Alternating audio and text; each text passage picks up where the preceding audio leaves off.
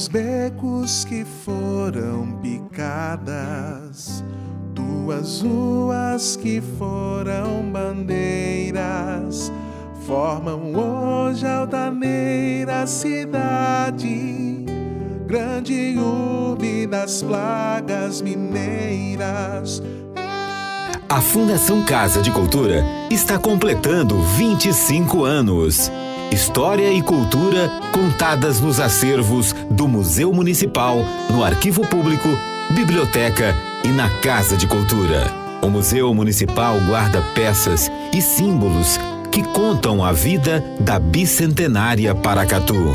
Visitar e conhecer o Museu Histórico Municipal é indispensável para quem quer entender a nossa história. No Arquivo Público, toda a memória de Paracatu e sua gente está resguardada com registros e documentos autênticos.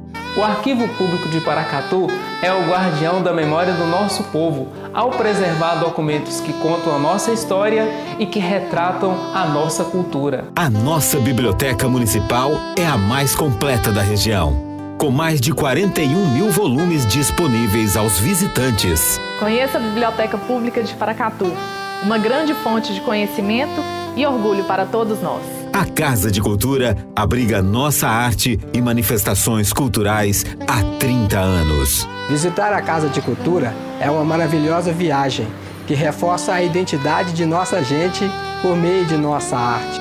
Prefeitura de Paracatu. Mais trabalho, novas realizações. Guia Comercial de Paracatu. Seja visto, seja lembrado. Agropeças, o seu shopping dos suprimentos para oficina, serralheria, lava-jato e outros. Rua Urânio 84, Amoreiras 2, 3671-6336. Papelaria Exata, onde você encontra tudo em um só lugar. Avenida Olegário Maciel, 482 Centro, 3671-2233.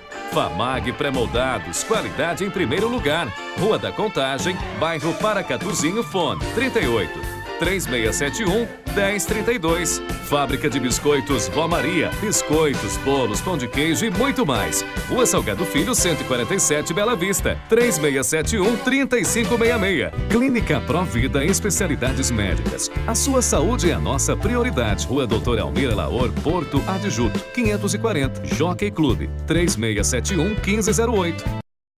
Você conhece a cobrança Sicoob? Para escolas, escritórios, fábricas ou qualquer tipo de negócio, o Sicoob tem soluções competitivas de cobrança e uma das melhores tarifas do mercado. Quando pensar em cobrança, pense em quem oferece mais por menos. Pense em Cobrança Sicoob. Cobrança Sicoob. Parece que foi pensada para o seu negócio. E foi mesmo. Procure sua cooperativa e negocie. Sicoob, faça parte.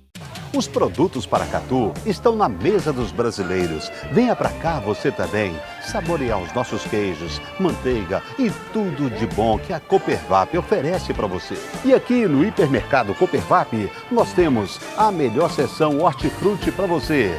Frutas, legumes e verduras direto da horta para a sua mesa.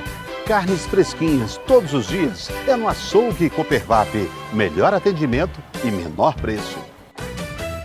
Domingo, dia 14 de outubro, com apenas R$5 na Cidade de Prêmios, você pode levar para casa uma Honda Bros 0 km no quarto prêmio. Do primeiro ao terceiro prêmio, você concorre a R$1.000 em cada. E mais 20 prêmios no valor de R$100 no Giro da Sorte. E atenção, a premiação é somente para Paracatu. Doando apenas R$5, você ajuda a Guarda Mirim de Paracatu. É neste domingo ao vivo pela TV Minas Brasil. Cidade de Prêmios, realizando sonhos. Na reunião do Legislativo desta semana, vereadores que concorreram na eleição deste ano analisam campanha e agradecem os votos conquistados. A Câmara Municipal promoverá a ação da campanha Outubro Rosa em Paracatu. Petrobras anuncia redução do preço do diesel e da gasolina após sucessivas altas. Minas Gerais tem mais de 24 mil casos prováveis de dengue em 2018. Casos de chikungunya e zika também preocupam autoridades no estado. Corpo de Bombeiros divulga dicas de segurança para evitar afogamentos. No esporte, revista France Football anuncia indicados para o Prêmio Bola de Ouro de 2018. E ainda fez as imagens da final do 23º Campeonato da Amizade no bairro JK. Esses e outros assuntos agora no Minas Brasil Notícias.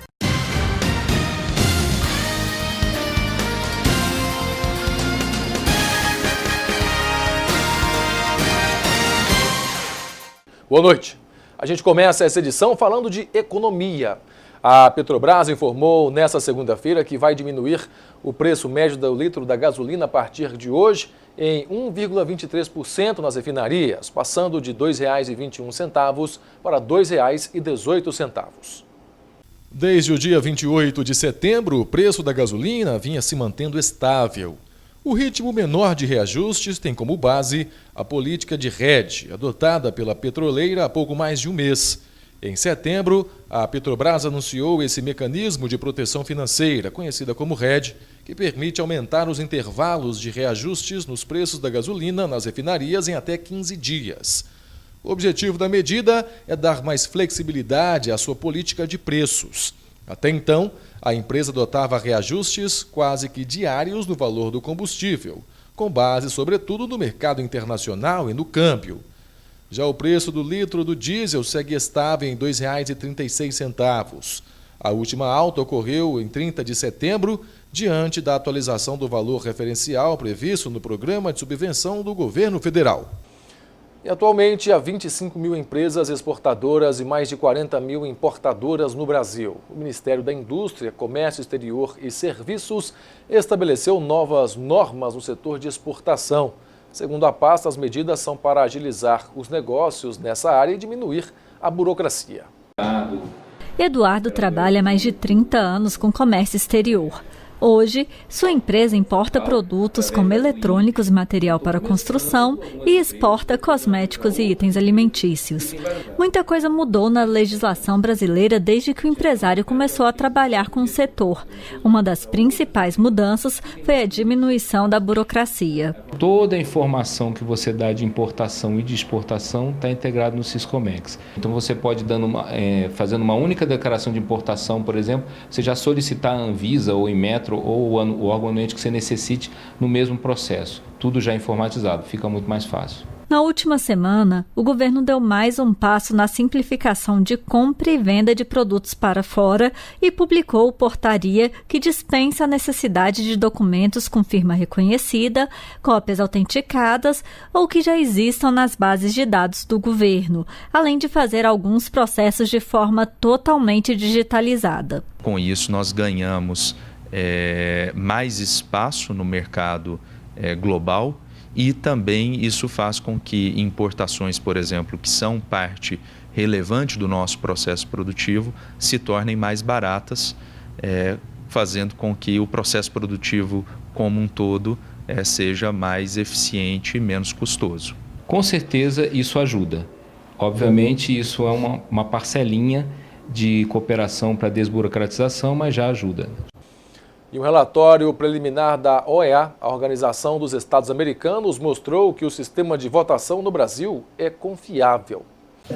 O documento apresentado é resultado de uma missão da OEA no país, feita por 40 observadores em 12 estados, mais o Distrito Federal. A equipe da OEA ressaltou que as visitas feitas em mais de 390 sessões eleitorais descartaram problemas nas urnas eletrônicas e que o processo adotado no Brasil é confiável. De acordo com o Tribunal Superior Eleitoral, foram substituídas 2.400 urnas nas zonas eleitorais do país.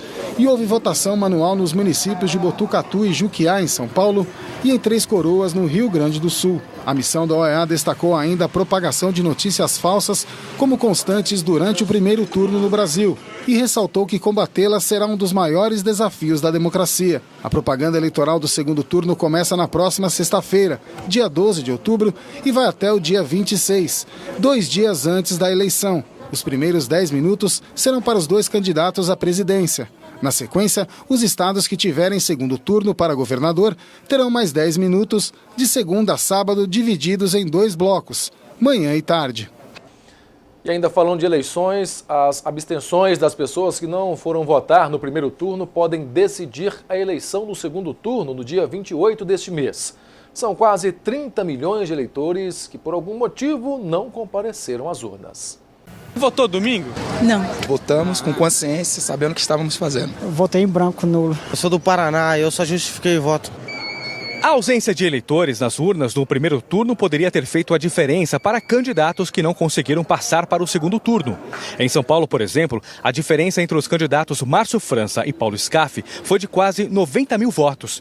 Já as abstenções chegaram a mais de 7 milhões de votos, ou seja, 1/5 do eleitorado. A gente podia ter visto uma decisão ao contrário sobre quem iria para o segundo turno, quer dizer, hoje foi o Márcio França, o atual governador, poderia ter perdido essa vaga. As eleições para o Senado em São Paulo também foram apertadas, também poderiam ter sido diferentes. Em Minas Gerais, por exemplo, também foi isso. Na disputa presidencial, o cenário foi bem parecido. Quase 30 milhões de eleitores deixaram de comparecer às urnas no último domingo. É a maior taxa dos últimos 20 anos. Se a abstenção fosse um candidato, por exemplo, ficaria à frente do terceiro colocado, Ciro Gomes, na disputa. A situação se agrava ainda mais se somarmos os votos nulos e em branco. São mais de 40 milhões de eleitores que simplesmente se excluíram no processo político. Eles só ficam atrás de Jair Bolsonaro, que teve 46% dos votos, com quase 50 milhões de eleitores. Este cientista político da Universidade de São Paulo acredita que a descrença no sistema político é apenas um entre vários motivos para as pessoas deixarem de votar. Claro que uma parcela dessas pessoas estaria desanimada com a política, mas o desânimo também refletiu na escolha que ela fez por certos candidatos. Então, não é só isso. Tem problema de cadastro. É difícil olhar para o número e atribuir uma única razão ou a principal razão. Precisaria de um estudo mais aprofundado para saber por quê, né? 30 milhões de pessoas não votaram. E a campanha do segundo turno da corrida presidencial já está nas ruas. Confira as regras. O segundo turno deve ser realizado em até 20 dias após a divulgação do resultado do primeiro turno. Neste ano está marcado para o dia 28 de outubro. Até o dia 27, os candidatos podem pedir votos na rua. Os programas eleitorais no rádio e na TV começam na sexta-feira, com um tempo menor, 2 blocos iguais de 10 minutos, exibidos todos os dias, menos no domingo em 2 edições, à 1 da tarde e às 8h30 da noite, e no rádio às 7 da manhã e ao meio-dia. Os gastos das campanhas também são limitados pela Justiça Eleitoral. No primeiro turno, o teto da presidencial era de 70 milhões e agora podem ser gastos mais 35 milhões de reais. Na disputa para governador, a conta varia em cada estado. São Paulo teve teto de 21 milhões no primeiro turno e agora mais 10 milhões e meio no segundo. Quem não votou no primeiro turno pode votar no segundo turno. A campanha, no dia da eleição, chamada boca de urna, continua proibida e a lei seca mantém a mesma regra do primeiro turno, definida pelas secretarias estaduais de segurança pública. Ministro do Tribunal Superior Eleitoral manda o Facebook tirar do ar 33 links com notícias falsas sobre a candidata a vice-presidente de Fernando Haddad, Manuela Dávila. O ministro Sérgio Banhos, do Tribunal Superior Eleitoral, deu prazo de 24 horas para o Facebook retirar o material do ar. O ministro aceitou o argumento de que os links remetem a mensagens difamatórias contra Manuela Dávila. Alguns apresentam edições de vídeo em que a voz da candidata é sobreposta por imagens ofensivas aos cristãos. Outros atribuem a ela a entrega de materiais pornográficos para crianças. Ao determinar a retirada do material do ar, o ministro disse que ele é claramente editado, com uso de montagens e tem o objetivo de manchar a imagem da candidata. E o Diretório Municipal do PSDB em São Paulo decidiu expulsar um dos principais nomes do partido no estado, o ex-governador Alberto Goldman e outros tucanos. A justificativa é a infidelidade partidária. Além de Alberto Goldman, o ex-secretário de Segurança Pública de Geraldo Alckmin, Saulo de Castro Abreu Filho, também está na lista, que tem ainda outros 15 nomes. O presidente do Diretório Municipal do partido, o vereador João Jorge, disse à imprensa que os expulsos apoiaram candidatos de outras legendas no primeiro turno. Os 17 ainda podem recorrer a instâncias superiores do partido.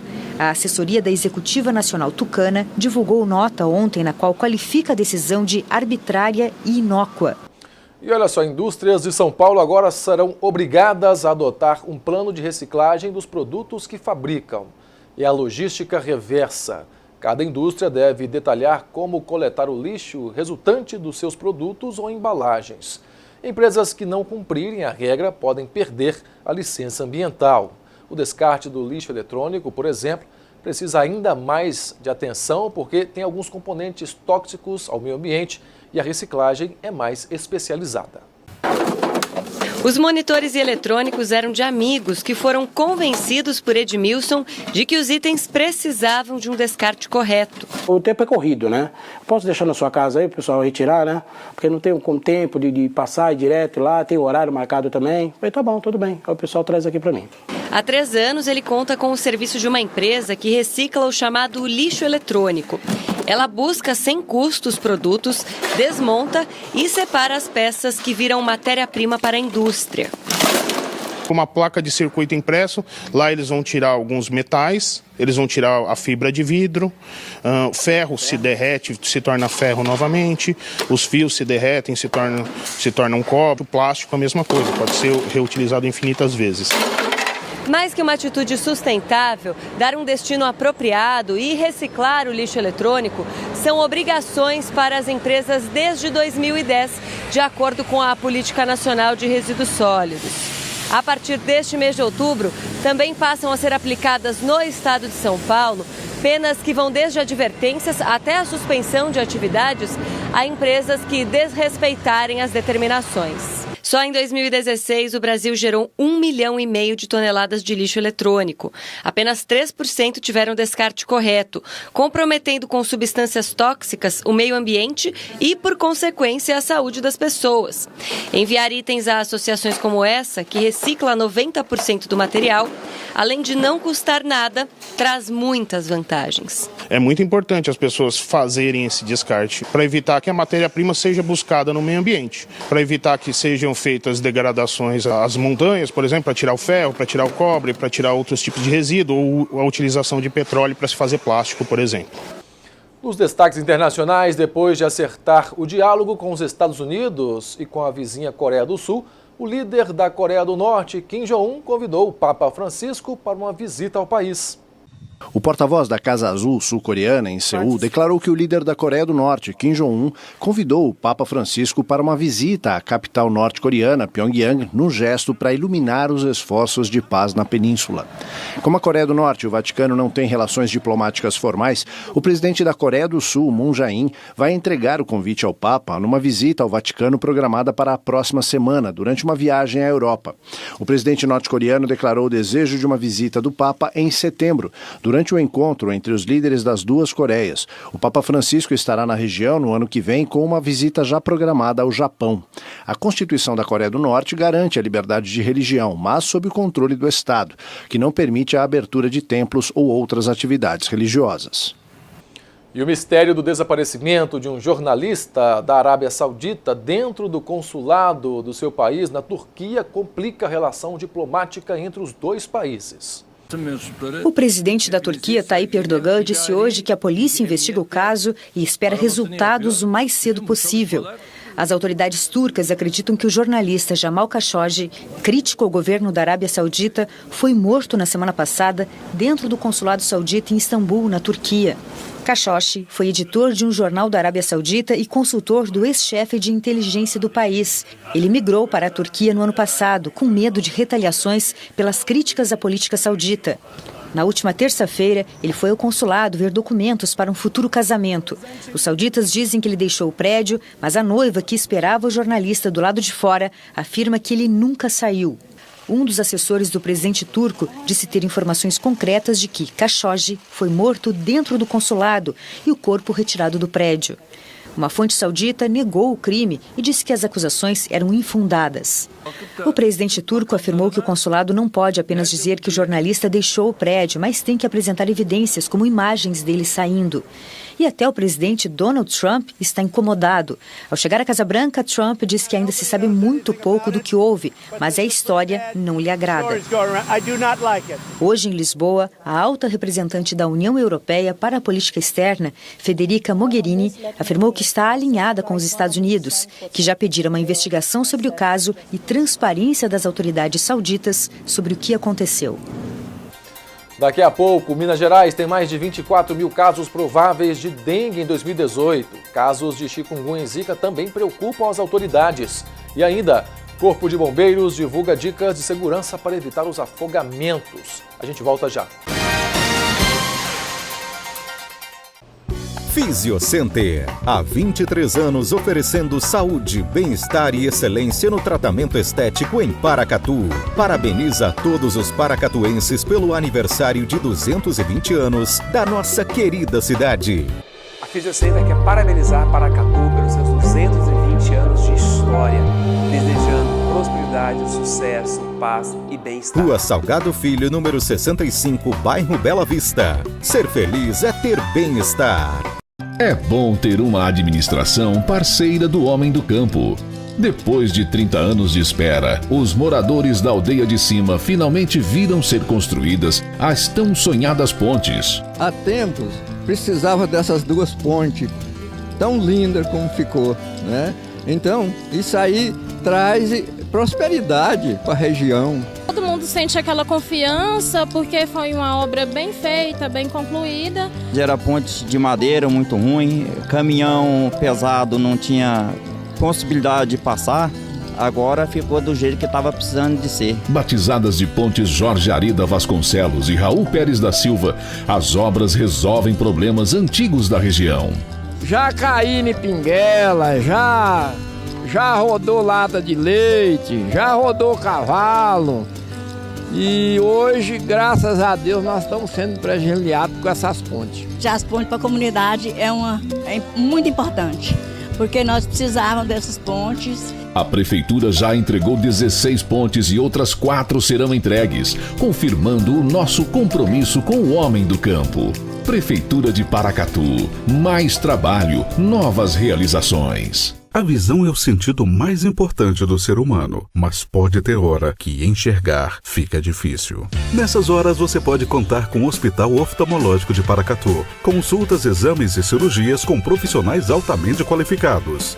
Contamos com os mais modernos aparelhos e um centro cirúrgico completamente equipado para cuidar dos seus olhos. Visite anualmente o seu oftalmologista e veja o mundo com bons olhos. Hospital Oftalmológico de Paracatu. Nossos profissionais só têm olhos para você.